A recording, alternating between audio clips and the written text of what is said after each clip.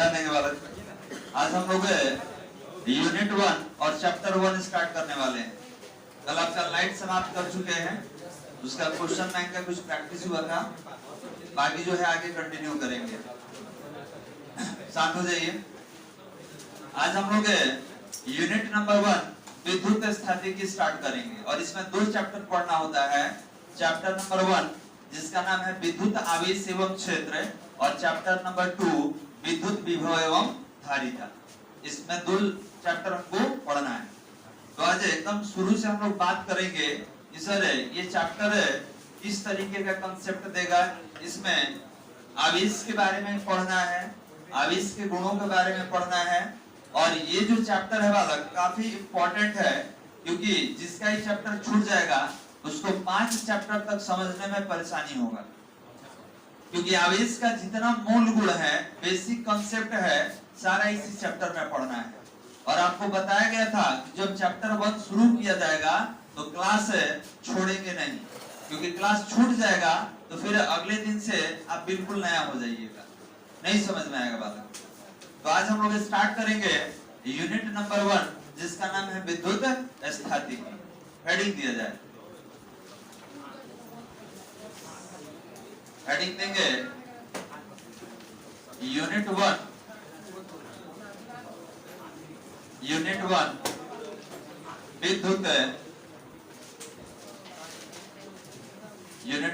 विद्युत स्थितिकी।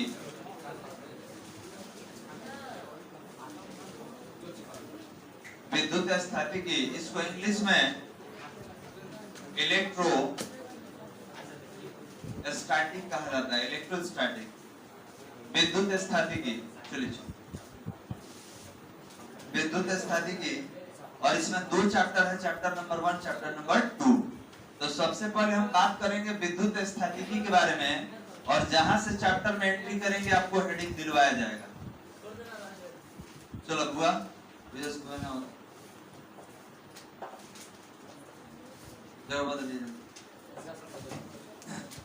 हेडिंग हो गया हम लोग का विद्युत स्थितिकी यूनिट नंबर 1। इसमें 2 चैप्टर है। चैप्टर नंबर 1 विद्युत आवेश एवं क्षेत्र, चैप्टर नंबर 2 विद्युत विभव एवं धारिता। क्लियर है बालक? अब सवाल ये है कि सर ये विद्युत स्थितिकी होता क्या है? तो ध्यान देंगे, आप नाम से समझ सकते हैं, यहाँ लिखा हुआ है इलेक्ट्रोस्टैटिक। तो इलेक्ट्रो का मतलब होता है इलेक्ट्रॉन। यहाँ पर अगर किसी ने लिखा इलेक्ट्रो और स्टैटिक, तो याद रखिए इलेक्ट्रो मतलब इलेक्ट्रॉन होता है, और इलेक्ट्रॉनों को आप आवेश कह सकते हैं। इलेक्ट्रो मतलब इलेक्ट्रॉन होता है, और स्टैटिक मतलब रेस्ट होता है, विराम होता है। तो इस चैप्टर में हम लोग स्थिर आवेशों का अध्ययन करने वाले हैं, मतलब वे आवेश जो स्थिर है, गतिशील नहीं है, उनका अध्ययन करेंगे। अब इसको अगर सेंटेंस के रूप में पढ़ा जाए तो आप कह सकते हैं कि electron which is in rest, electron which is in rest, that is called electrostatic। तो विद्युत स्थितिकी क्या है? तो भौतिक विज्ञान की एक शाखा है जिसके अंतर्गत आवेशों द्वारा दिखाए गए गुणों का अध्ययन किया जाता है। क्लियर है? तो याद रखना होगा कि आवेश का 2 गुण, आवेश जब स्थिर रहेगा तो इसका गुण कुछ और रहता है, और आवेश जब गतिशील होता है तो इसका गुण बदल जाता है। और याद रखेंगे जब आवेश गतिशील हो जाएगा तो चैप्टर का नाम हो जाएगा विद्युत धारा, इलेक्ट्रिक करंट। और अगर आवेश नहीं चल रहा है, आवेश स्थिर है, तो चैप्टर का नाम क्या है? इलेक्ट्रोस्टैटिक्स। क्लियर है? तो इसमें अंतर समझिएगा कि अभी जो पढ़ने वाले हैं ये आवेश का स्थिर वाला गुण है। सर अगर कोई इलेक्ट्रॉन नहीं चले तो इस स्थिति में वो अपने पास कौन सा गुण रखता है? हो गया? तो अब इससे संबंधित देखते हैं कंसेप्ट।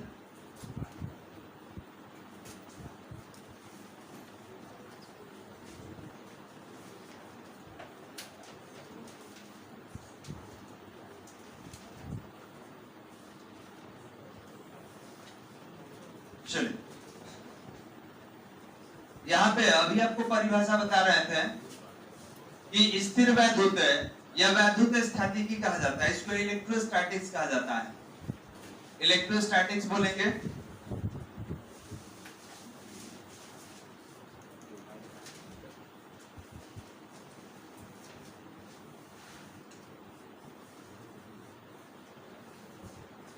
ध्यान देंगे वाला।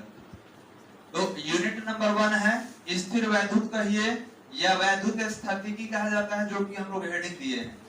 अब यही परिभाषा आपको समझा रहे थे कि अगर कोई पूछे कि वैद्युत स्थैतिकी क्या है, तो आप परिभाषा लिखेंगे भौतिक विज्ञान की वह शाखा जिसके अंतर्गत स्थिर आवेशों द्वारा, ध्यान देंगे फिर से, स्थिर आवेशों द्वारा दिखाए गए गुणों का अध्ययन किया जाता है, उसे विद्युत स्थैतिकी या स्थिर विद्युत कहते हैं।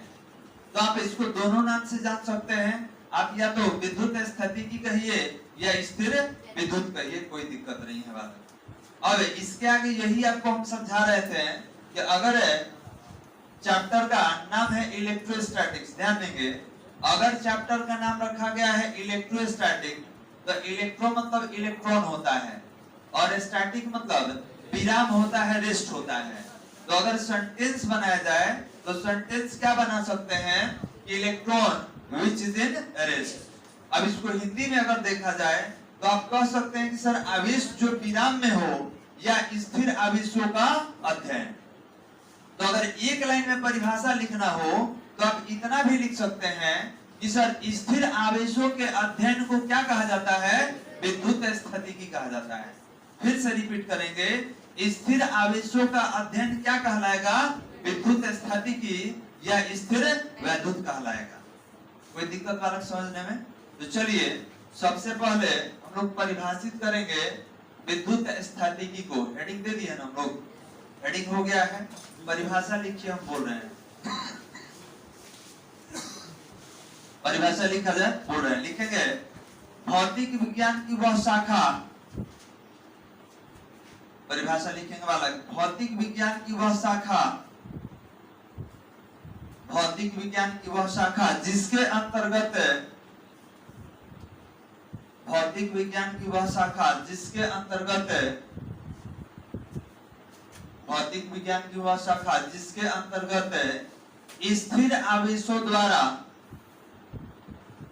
जिसके अंतर्गत स्थिर आवेशों द्वारा, स्थिर आवेशों द्वारा दिखाए गए गुणों का, स्थिर आवेशों द्वारा दिखाए गए गुणों का,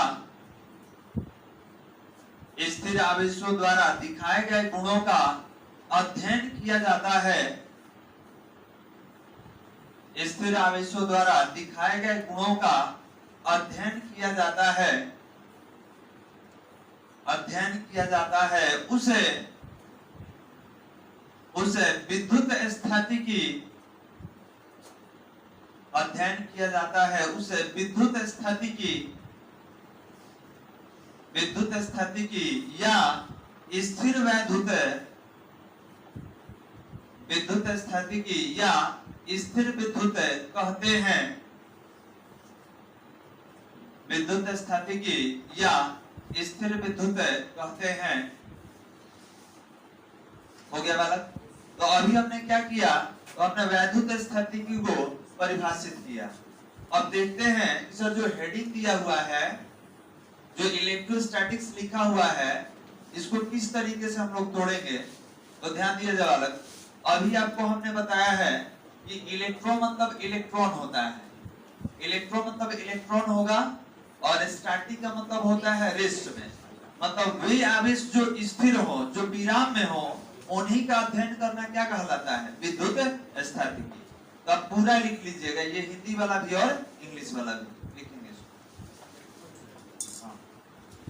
कंप्लीट लिखेंगे। इलेक्ट्रोस्टैटिक्स, इलेक्ट्रो मतलब इलेक्ट्रॉन, स्टैटिक मतलब रेस्ट, और पूरा नाम हो जाएगा electron which is in rest. Hindi में लिखना होगा तो आप कह सकते हैं कि सर आवेश जो विराम में हो या स्थिर आवेशों का अध्ययन।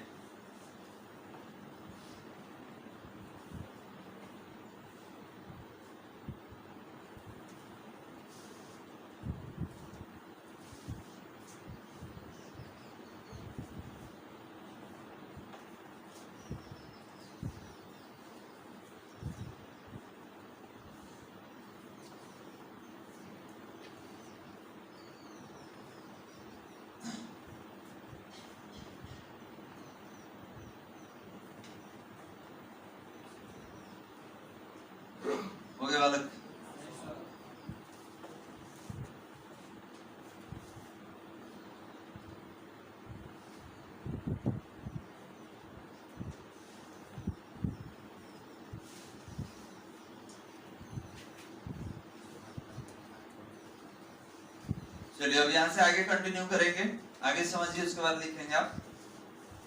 यहाँ से आप देख सकते हैं यहाँ पर प्रकृति में ऊर्जा को लिया गया है। अगर आपसे पूछा जाए कि आपके प्रकृति में, प्रकृति मतलब चारों तरफ आपके नेचर में कितने तरीके का ऊर्जा है, तो कहिएगा सर 2 तरीके का ऊर्जा है, एक पदार्थ के रूप में, एक विकिरण के रूप में। अभी आप पढ़े हैं पदार्थ, और पदार्थ का 3 गो अवस्था होता है, ठोस, द्रव्य और गैस। तो याद रखेंगे कोई चौथा अवस्था भी है जो कि विकिरण के रूप में हमको प्राप्त होता है। क्लियर है बालक?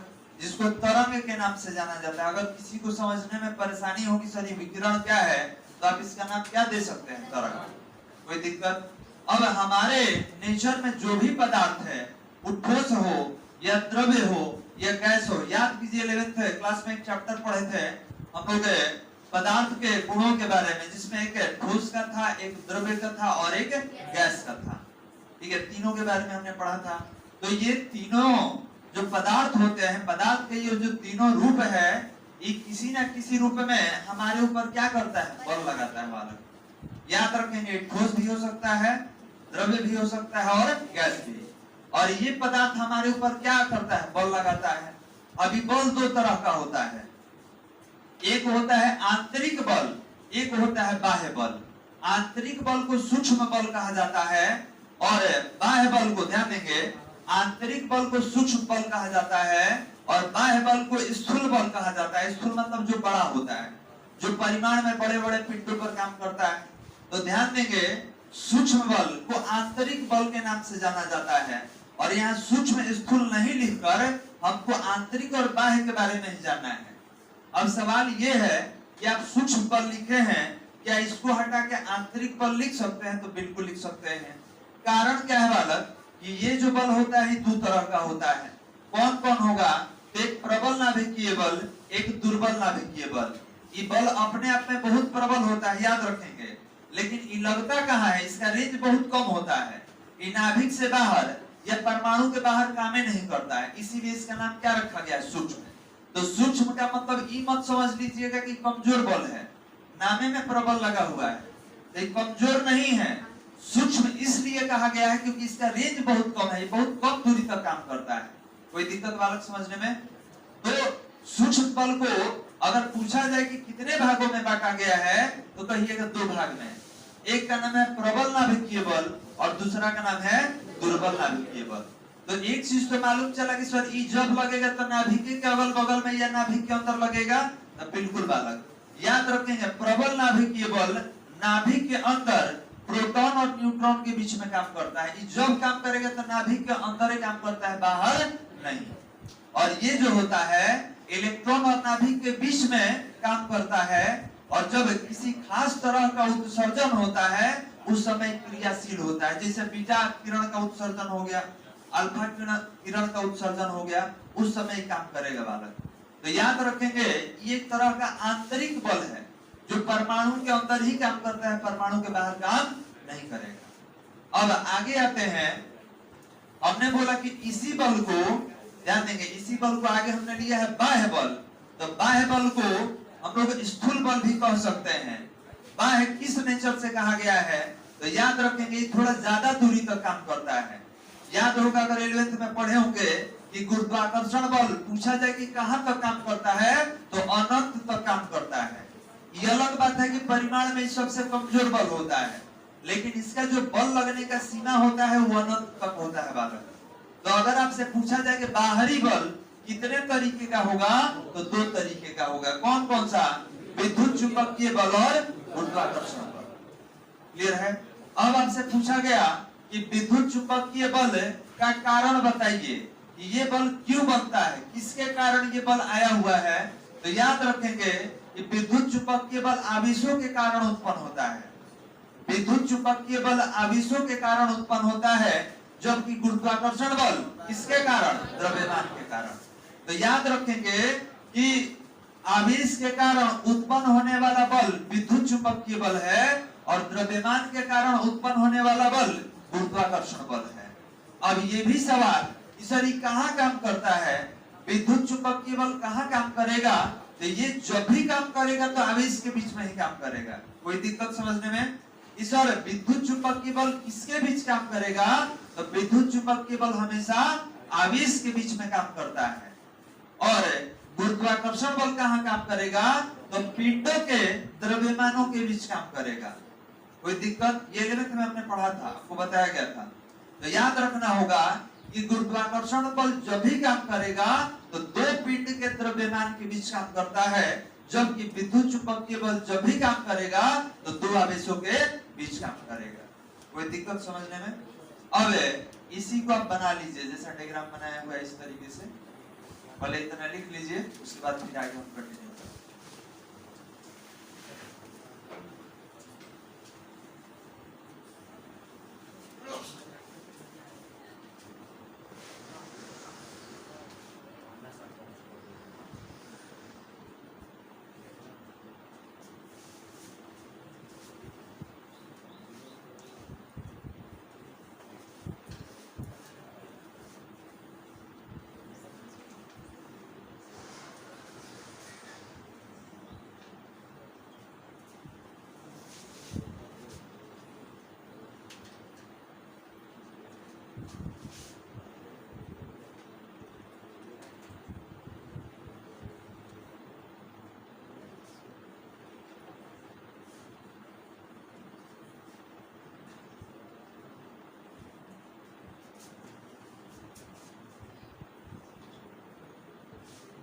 बात नहीं वाला जानते समझिए।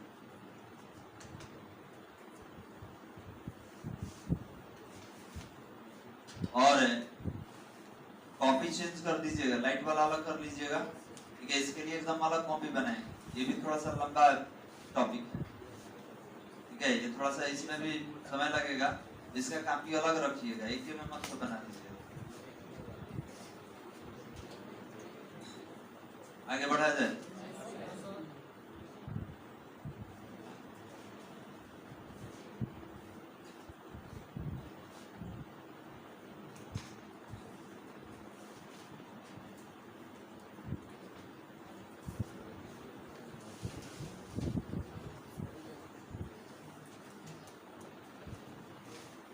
चलिए इसको आगे बढ़ाते हैं।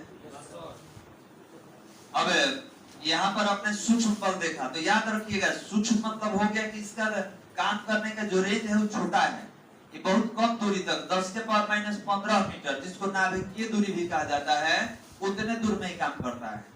लेकिन जो बाह्य बल पढ़ने वाले हैं उसका बल लगने का जो रेंज होता है वो ज्यादा होता है। जैसे गुरुत्वाकर्षण बल के बारे में क्या बताए हैं कि ये अनंत दूरी तक काम करता है, और सबसे कमजोर बल गुरुत्वाकर्षण बल ही है, लेकिन वो काम करेगा कहां तक? बहुत लंबा दूरी तक काम करता है, इसीलिए उसको लॉन्ग रेंज फोर्स भी कहा जाता है। इसको लिख लीजिए।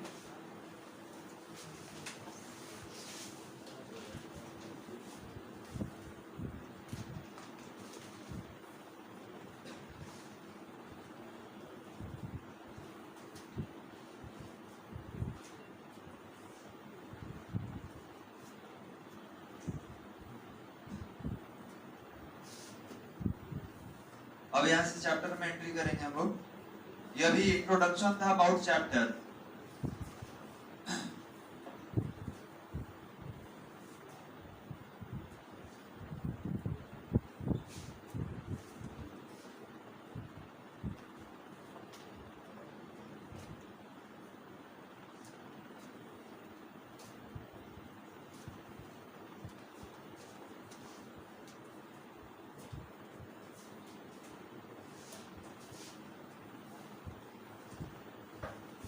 हो गया बात?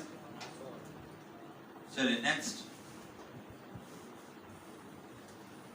अब हेडिंग देंगे चैप्टर नंबर 1, विद्युत आवेश एवं क्षेत्र। अभी केवल परिचय था विद्युत स्थितिकी के बारे में। हेडिंग दिया जाए चैप्टर 1, विद्युत आवेश एवं क्षेत्र।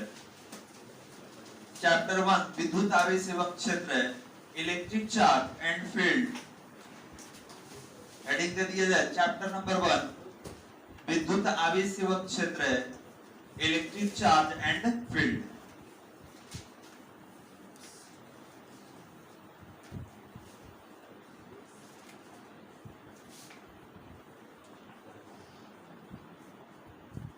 विद्युत आवेश एवं क्षेत्र, इलेक्ट्रिक चार्ज एंड फील्ड।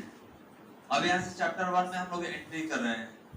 तो सबसे पहले याद रखिए कि हमको आवेश के बारे में जानकारी प्राप्त करना होता है कि सर ये आवेश क्या है।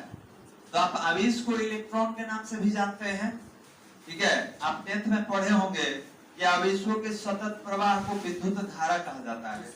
या कोई अगर आवेश नहीं कहेगा तो इलेक्ट्रॉन का भी नाम ले लेता है। इस इलेक्ट्रॉनों के सतत प्रवाह को क्या कहते हैं? विद्युत धारा। तो ये अगले चैप्टर में मिलेगा जब आपका आवेश गतिशील होगा तब। अभी हम लोग स्थिर आवेश का अध्ययन करने वाले हैं। चलिए इसको आगे बढ़ाते हैं। अब देख सकते हैं इसके बारे में बेसिक कुछ जानकारी दिया हुआ है कि सर ये आवेश को इलेक्ट्रॉन कहा जा सकता है। तो बिल्कुल आवेश को इलेक्ट्रॉन के नाम से जानेंगे और इलेक्ट्रॉन को आवेश कहा जा सकता है। अब इसके बारे में किसने बताया था? तो सबसे पहले थेल्स ने इसके बारे में बताया था, ठीक है। थेल्स ने बताया था इसके बारे में और ये बताया था 600 BC, ठीक है। BC मतलब बिफोर क्राइस्ट होता है और AC मतलब आफ्टर क्राइस्ट होता है। ईसा मसीह का नाम सुने हो तो उनके जन्म के पहले वाला हम लोग BC लेते हैं और जन्म के बाद वाला AC लेते हैं। इसीलिए उसको ईसा पूर्व और इसको ईसवी पूर्व कहा जाता है। दोनों में थोड़ा सा माइनर डिफरेंस होता है। आप हिंदी में लिखे हैं, यहाँ पे थोड़ा सा इंग्लिश में। तो अब सबसे पहले पूछा जाए ये आवेश के बारे में किसने बताया था? तो 600 BC में थेल्स ने बताया था सबसे पहले आवेश के बारे में। इसके बाद 2 नंबर पर है 1600 AC में विलियम गिलबर्ट ने इसके बारे में बताया था। इसके बाद 1642 में रॉबर्ट ब्राउन ने इसके बारे में बताया था और इसके बाद 1750 में इन 1750 बेंजामिन फ्रैंकलिन जो कि एक अमेरिकी वैज्ञानिक हैं, इन्होंने बताया था। तो ध्यान देंगे बेंजामिन फ्रैंकलिन केवल आवेश के बारे में नहीं बताए थे, ये विद्युत धारा से संबंधित एक घटना है त्वरित चालक का, उसी के बारे में बताए थे। जो आप देखे होंगे आसमान में बिजली चमकता है, कहीं कहीं गिर भी जाता है, तो उसको त्वरित चालक कहा जाता है। तो त्वरित चालक के बारे में यही बताए थे और उससे बचने के लिए हम लोग एक डिवाइस यूज करते हैं, वो डिवाइस इन्हीं का दिया गया है, ठीक है। तो ये प्रॉपर आवेश के बारे में नहीं बताए थे, ये आवेश से संबंधित होने वाला घटना के बारे में बताए थे। तो इस तरीके से क्रम बना हुआ है। इस सबसे पहले थेल्स बताए थे, विलियम गिलबर्ट बताए थे, रॉबर्ट ब्राउन बताए थे और तब बेंजामिन फ्रैंकलिन।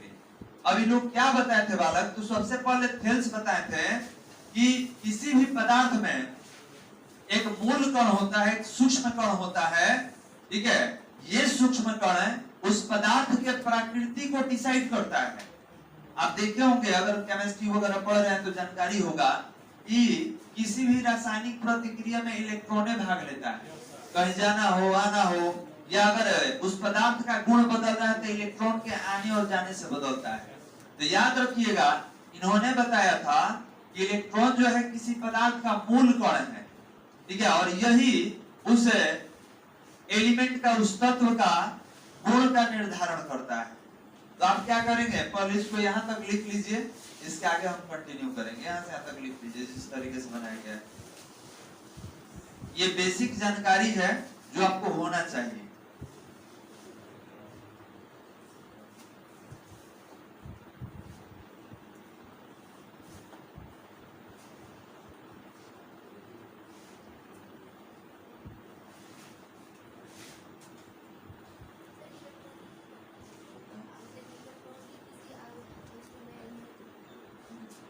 अभी तो आगे सारा पढ़ना है हम लोग को कि सर इलेक्ट्रॉन को ही क्यों कहा गया है, जबकि प्रोटॉन है न्यूट्रॉन है। प्रोटॉन पे तो प्लस होता है, उसको तो आवेश में रखना चाहिए। बस धीरे धीरे हम आ रहे हैं, आगे नहीं आ रहे हैं। अब ये भी है आपको बता दें, आगे बताएंगे कि इलेक्ट्रॉन से पहले इसका विशिष्ट आवेश निकाल लिया गया था। और अगर प्रोटॉन के बारे में पढ़िएगा, प्रोटॉन के बारे में सबसे पहले रदरफोर्ड बताएंगे, लेकिन किताब वगैरह में गोल्डस्टीन का नाम देता है। तो सवाल ये है कि सर जब रदरफोर्ड बताए थे तो गोल्डस्टीन कहाँ दिया जाता है? तो रदरफोर्ड ने उसका नामकरण नहीं किया था, ना उसके प्रॉपर्टी को बताया था। वो केवल बताए थे कि नाभिक में एक क्षेत्र है जो कि धनावेशित होता है। ये नहीं बताए थे कि वो रहने वाला प्रोटॉन है। या प्रोटॉन का ये सारा गुण होता है। वो गोल्डस्टीन ने बताया था, इसीलिए गोल्डस्टीन का नाम हम लोग पढ़ते हैं। हो गया बालक? चलिए आगे बढ़ाते हैं इसको। अब यहां से आगे देखना होगा विद्युत आवेश के बारे में। तो आवेश या विद्युत आवेश लिखकर डैश दे दीजिए, परिभाषा लिखेंगे, क्योंकि हम लोग आवेश के बारे में पढ़ने वाले हैं। और याद रखिएगा कि अभी 1 वीक एक सप्ताह तक आपका जो चलेगा थ्योरी, उसमें हम लोग इलेक्ट्रॉन का आवेश का बेसिक गुण पढ़ने वाले हैं। केवल आवेश के बारे में ही समझेंगे। आवेश या विद्युत आवेश लिखकर डैश दिया जाए। अब इसका 3 परिभाषा लिखवाएंगे बालक, एक एक करके 3 परिभाषा हम लोग लिखेंगे आवेश के बारे में। आवेश या विद्युत आवेश लिखकर डैश दे दीजिए। बोला जाए, लिखेंगे पदार्थ के आंतरिक गुणों को, पदार्थ के आंतरिक गुणों को आवेश कहा जाता है। पदार्थ के आंतरिक गुणों को आवेश कहा जाता है। सामने देख सकते हैं लिखा हुआ है, पदार्थ के आंतरिक गुणों को आवेश कहा जाता है। अभी तो ये बता रहे थे कि किसी भी पदार्थ का जो गुण होता है, आंतरिक गुण होता है, ये कौन डिसाइड करेगा? तो आवेश डिसाइड करेगा। क्लियर है बालक? अब ये भी सवाल है, जैसे कि आपने पूछा कि सर क्यों इलेक्ट्रॉन, तो ये बताइए कि रासायनिक प्रतिक्रिया में भाग कौन लेता है? इलेक्ट्रॉन। मतलब इलेक्ट्रॉन के स्थानांतरण के कारण आपके तत्व का, आपके पदार्थ का गुण बदलता है। इसीलिए आवेश में कौन सा आवेश हम लोग लेते हैं? इलेक्ट्रॉन। अब ये भी सवाल है कि सर प्रोटॉन काहे नहीं भाग लेता है, इलेक्ट्रॉन क्यों लेता है? तो याद रखिएगा, प्रोटॉन जो होता है नाभिक में स्थायी होता है, स्टेबल होता है, क्योंकि नाभिक के अंदर लगने वाला प्रबल नाभिकीय बल है, प्रबल नाभिकीय बल, और सबसे मजबूत बल होता है प्रबल नाभिकीय बल। तो अगर प्रोटॉन को निकालना है तो आपको 1850 गुना ज्यादा बल लगाना पड़ेगा। इलेक्ट्रॉन को निकालने में जितना बल लगा रहे हैं उससे 1850 गुना ज्यादा लगाना पड़ेगा प्रोटॉन को निकालने के लिए। तो बताइए हम प्रोटॉन को क्यों निकालें? जब इलेक्ट्रॉन को निकालने से काम हो जा रहा है तो प्रोटॉन को क्यों निकाला जाए? और निकलेगा ही नहीं। कारण क्या है? वो स्टेबल होता है, स्थायी होता है। क्यों होता है? तो प्रोटॉन और न्यूट्रॉन के बीच लगने वाला प्रबल नाभिकीय बल के कारण। इसीलिए कहीं लेन देन करना होता है तो हम लोग इलेक्ट्रॉन का ही स्थानांतरण करते हैं। कारण क्या है? ये पूर्णतः स्थायी नहीं होता है। और इलेक्ट्रॉन भी निकालेंगे तो कहां से? तो बाहरी कक्षा से निकाला जाता है, क्योंकि बाहर वाला जो कक्षा होता है नाभिक के साथ बहुत कम बंधन से जुड़ा रहता है, उसपे नाभिक का सबसे कम बल लगता है। इसलिए जब भी इलेक्ट्रॉन को निकालते हैं तो हम लोग बाह्यतम कक्षा से निकालते हैं बालक। अब इसमें पूर्णतः आगे हम लोग बात करेंगे। तो एक परिभाषा लिख लिए ना, या करके एक और परिभाषा लिखेंगे, या करके एक और परिभाषा लिखा जाए। आवेश किसी पदार्थ का, या करके एक और परिभाषा लिख लीजिए, आवेश किसी पदार्थ का, आवेश किसी पदार्थ का वह भौतिक गुण है, आवेश किसी पदार्थ का वह भौतिक गुण है, वह भौतिक गुण है जिसके कारण, वह भौतिक गुण है जिसके कारण, जिसके कारण पदार्थ, जिसके कारण पदार्थ किसी पिंड पर, जिसके कारण पदार्थ किसी पिंड पर, किसी पिंड पर बल आरोपित करता है, जिसके कारण पदार्थ किसी पिंड पर, किसी पिंड पर बल आरोपित करता है, किसी पिंड पर बल आरोपित करता है। हो गया बालक? चलिए या करके एक और परिभाषा लिखा जाए, या करके एक और परिभाषा लिखेंगे। आवेश किसी वस्तु का, आवेश किसी वस्तु का वह गुण है, आवेश किसी वस्तु का वह गुण है वह गुण है जिससे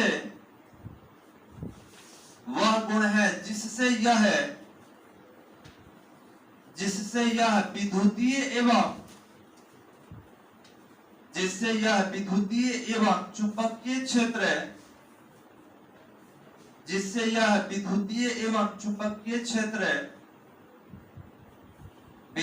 एवं चुंबकीय क्षेत्र उत्पन्न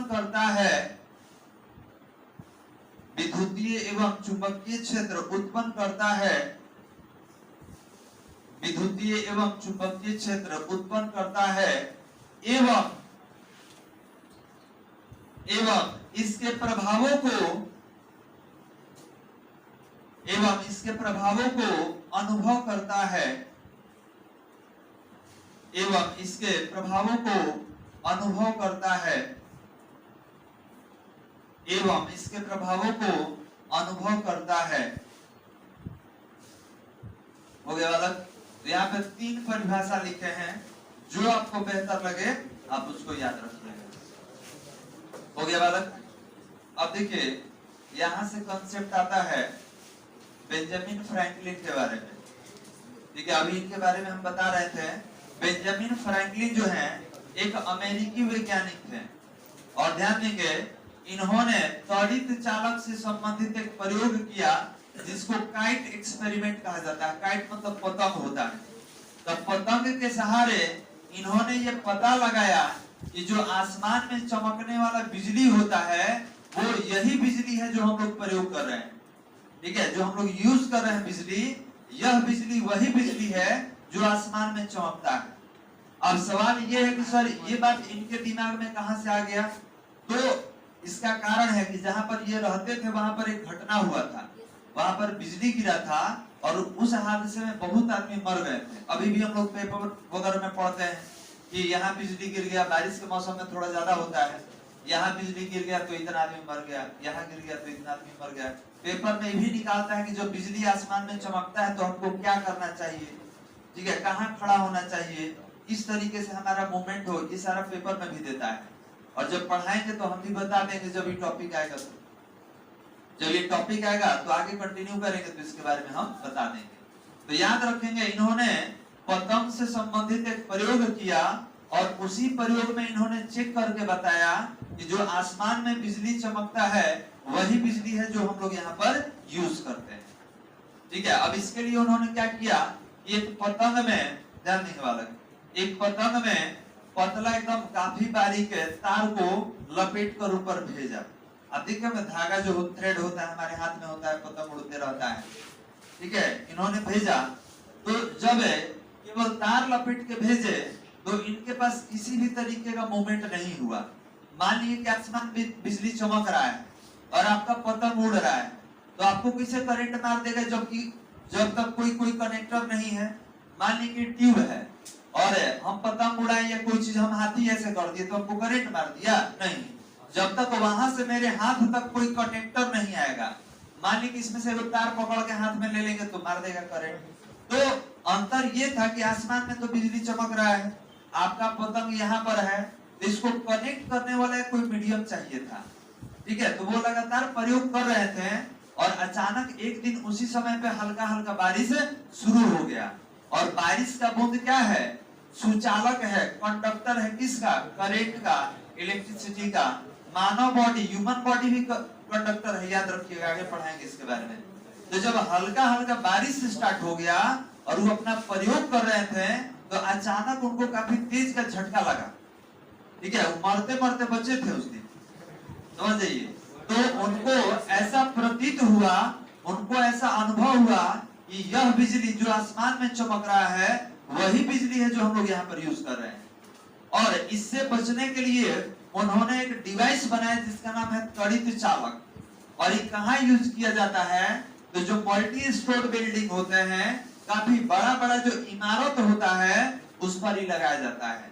आप देखिएगा इसे त्रिशूल जैसे बना देता है, ठीक है, ऊपर लगाया रहता है और इसको अर्थिंग से कनेक्ट कर देते हैं, जमीन से अर्थिंग से कनेक्टेड होता है। बहुत आदमी के दिमाग में ये आएगा कि सर डिजाइन के लिए क्या बनाया गया है।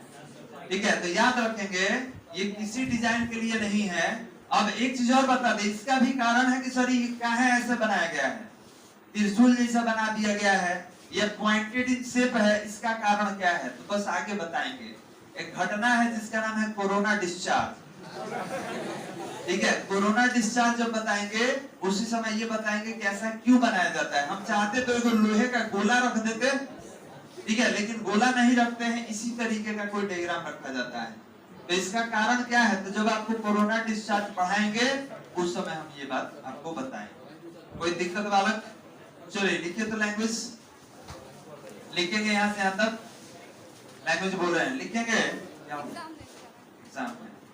तो रुक जाइए लिखेंगे पैराग्राफ चेंज करके।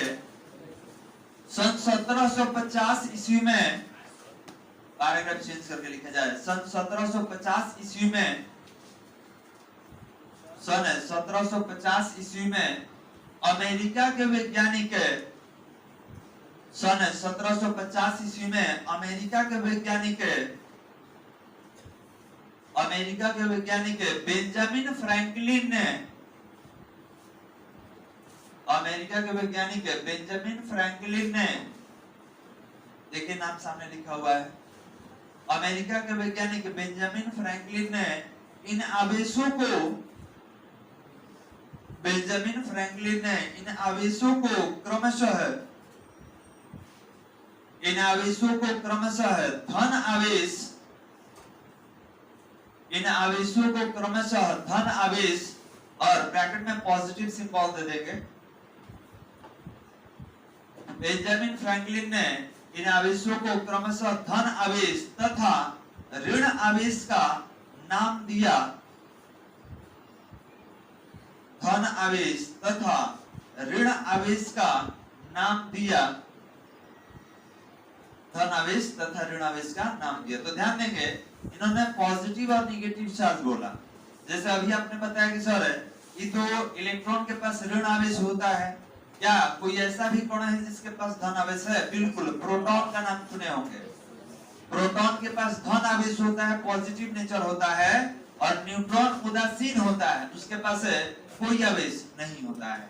तो पैराग्राफ चेंज करके नोट में लिखिएगा, नोट नंबर 1 करके पैराग्राफ चेंज करके नोट में लिखेंगे। देखिए नोट यहाँ नहीं लिखा हुआ है, समझिएगा। हम बताए हैं कि नोट क्यों लिखवाएंगे, तो एग्जाम के ऑब्जेक्टिव के लिए नोट लिखवाएंगे। तो नोट करके लिखा जाए, नोट नंबर 1 में गणित में, नोट नंबर 1 में लिखा जाए गणित में प्लस तथा माइनस, गणित में प्लस तथा माइनस राशि का, गणित में प्लस तथा माइनस राशि का योग शून्य हो जाता है, गणित में प्लस तथा माइनस राशि का योग शून्य हो जाता है, प्लस तथा माइनस का योग शून्य हो जाता है। इसी प्रकार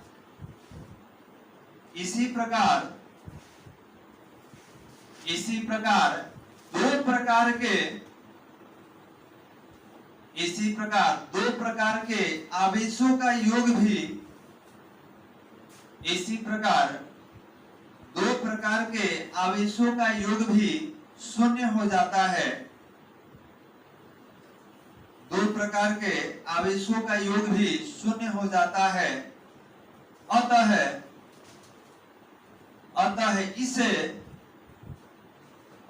इसे प्लस तथा माइनस का, अतः इसे प्लस तथा माइनस का नाम दिया गया, अतः इसे प्लस तथा माइनस का नाम दिया गया। तो प्लस रहेगा तो क्या बोलेंगे? धन आवेश। माइनस रहेगा तो क्या बोलिएगा? ऋण आवेश। अब समझिए इस पर प्लस माइनस क्यों नाम दिया गया।